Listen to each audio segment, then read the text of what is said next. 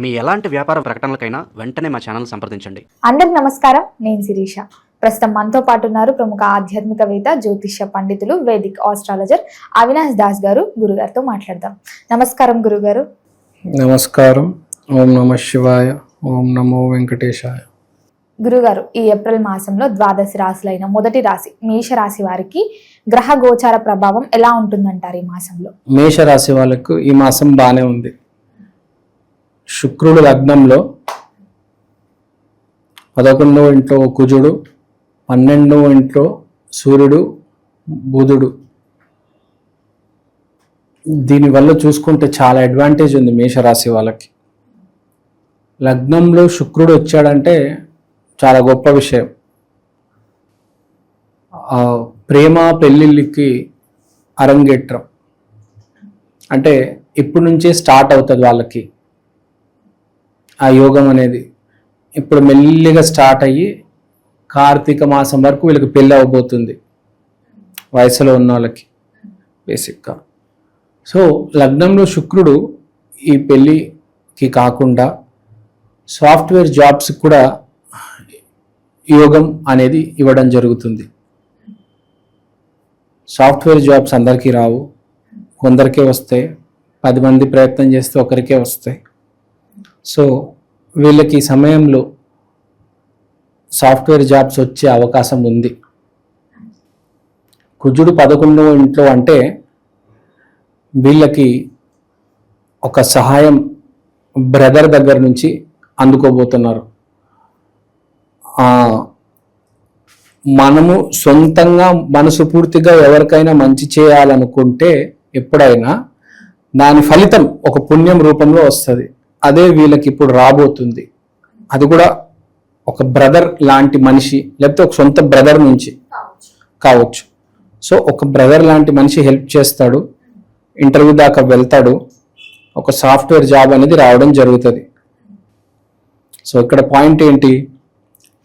సూర్యుడు బుధుడు 12వ ఇంట్లో ఉన్నారు.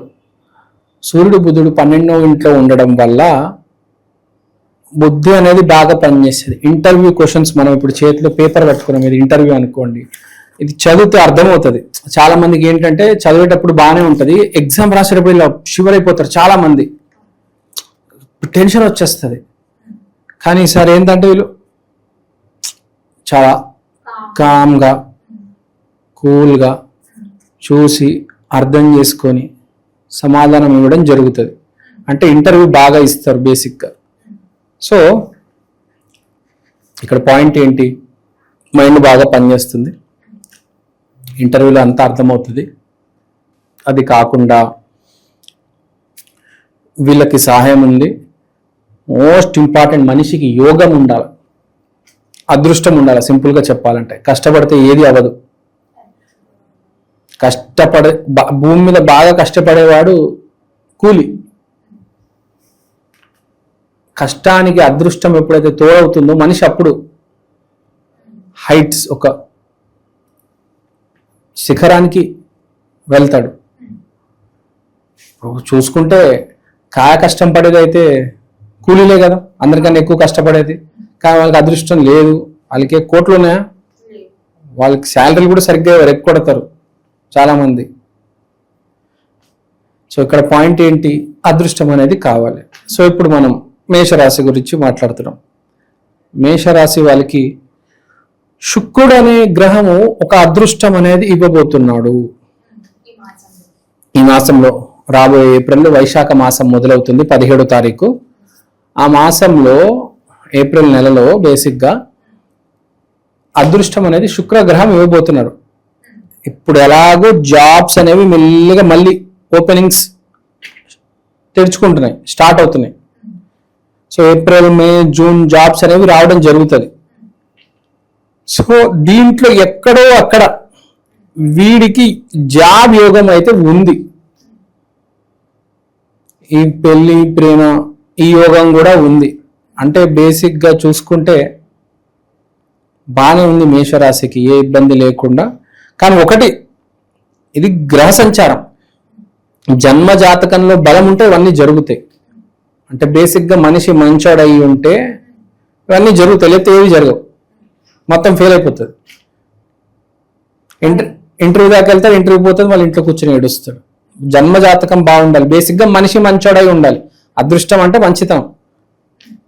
సో వీడికి ఈసారి ఆ టైం వచ్చింది కనుక వీడు కనుక మంచోడై ఉంటే వీడు పని అయిపోతుంది.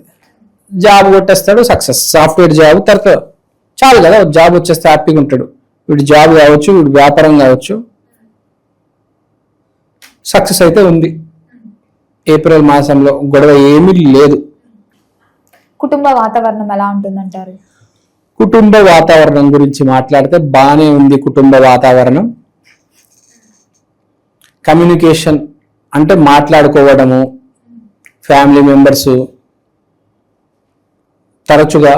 తరచుగానే సంభాషణ జరగడము, మదర్ డాటర్ ఫాదర్ సన్ విపరీతంగా మాట్లాడుకుంటారు, ముచ్చట్లు పెట్టుకుంటారు. చాలా బాగుంది వాతావరణం. హ్యాపీగా సకల సంతోషాలతో హ్యాపీగా ఫ్యామిలీతో ఉంటారు. మరి ఉద్యోగస్తుల పరిస్థితి ఏంటంటారు? ప్రమోషన్స్ వచ్చే ఛాన్సెస్ ఉన్నాయంటారా ఈ మాసంలో? ప్రమోషన్లు ఇప్పుడు మార్కెట్ బాగాలేదండి. జాబ్సే ఇప్పుడు మెల్లిగా ఓపెన్ అవబోతున్నాయి. ప్రమోషన్స్ అనేది ఇప్పుడే ఇవ్వరు. సో ప్రమోషన్స్కి అయితే టైం పడుతుంది. తర్వాత ఉద్యోగాలు అయితే ఇప్పుడు ఓపెనింగ్స్ ఉన్నాయి. మీరు ఇంటర్వ్యూ పాస్ అవుతారా లేదా అది మీ చేతిలో ఉంది. నేను చెప్పాను దానికి కొంచెం మంచి మార్గంలో పయనించండి, సక్సెస్ వస్తుంది, జాబ్ వస్తుంది. మరి ఈ మాసంలో ఎవరైతే పెట్టుబడులు పెట్టాలన్నా, కొత్తగా వ్యాపారం స్టార్ట్ చేయాలన్నా చేయొచ్చు అంటారా? కలిసి వస్తుంది అంటారా ఈ మాసం? గ్యారంటీ కలిసి వస్తుంది. వైశాఖ మాసం అంటే ఫోర్జ్డ్ మాసం, బ్రాంచ్డ్. ఇప్పుడు చెట్టుకి ఎన్ని కొమ్మలు ఉంటాయి? నంబర్ ఆఫ్ ఉంటాయి. అలా అన్ని నంబర్ ఆఫ్ బిజినెస్లు మీరు పెట్టుకోవచ్చు. వైశాఖ మాసం అంటే నంబర్ ఆఫ్ బ్రాంచెస్ అని. విశాఖ, ఇందులో విశాఖ అంటే ఒక బ్రాంచ్, ఒక కొమ్మ. సో అన్ని బిజినెస్లు మీరు హ్యాపీగా పెట్టుకోవచ్చు. ఎన్ని పెట్టుకున్నా ఈ మాసం నడుస్తుంది. ఆర్థిక పరంగా ఎలా ఉంటుందంటారు? డబ్బు వస్తుందంటారా ఈ మాసంలో మేషరాశి వారికి? డబ్బు అయితే వస్తుందండి మేషరాశి వాళ్ళకి. ఈ మాసం కానీ ఒకటే గుర్తుపెట్టుకోవాలి, మనం సరైన దారిలో ఉండాలి, మంచి దారిలో ఉండాలి.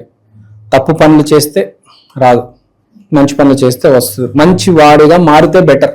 కాకపోతే ఒకవేళ మీరు తప్పు దారిలో ఉన్నారు, మంచి దారిలో వెళ్ళండి. మరి ఈ ఏప్రిల్ మాసంలో 17వ తారీఖు అమావాస్య వస్తుంది. మరి ఆ రోజు ఎలాంటి పరిహారాలు చేసుకుంటే మేషరాశి వారికి బాగా కలిసి వస్తుందంటారు?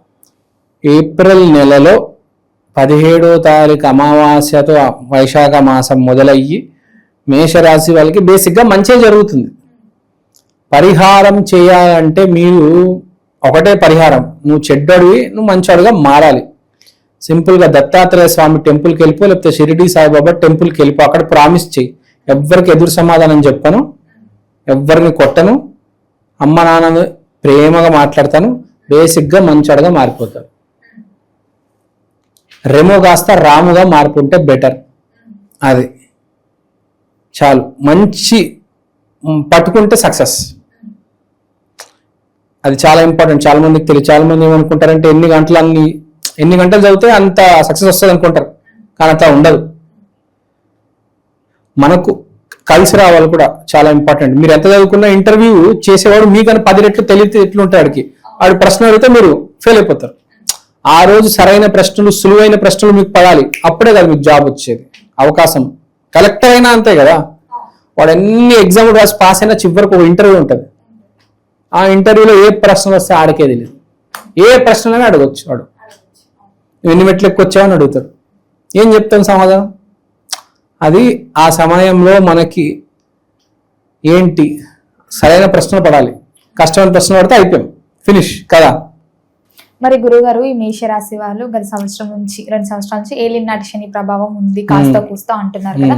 మరి ఈ మాసంలో ఎలాంటి దాన ధర్మాలు చేస్తే వీళ్ళకి బాగుంటుంది అంటారు? ఏలినాటి శని అంటే ఏం లేదు, నువ్వుల లడ్లు, నల్ల నువ్వుల లడ్లు పంచిపెట్టండి అంతే. ప్రతి శనివారమా లేకపోతే ప్రతి శనివారం పంచిపెట్టండి, ఎప్పుడు కుదిరితే అప్పుడు పంచిపెట్టండి. దాని కూడా టైం ఏముందండి కదా, వేరే వాడికి ఇవ్వడానికి టైం ఏముండదు. నల్ల నువ్వుల లడ్లు ఇచ్చేయండి అంతే, దట్స్ ఇట్. మీద ఈ మాసంలో మేషరాశి వారికి ఎలా ఉంది, ఎలాంటి జాగ్రత్తలు తీసుకోవాలో తెలియజేసినందుకు ధన్యవాదాలు.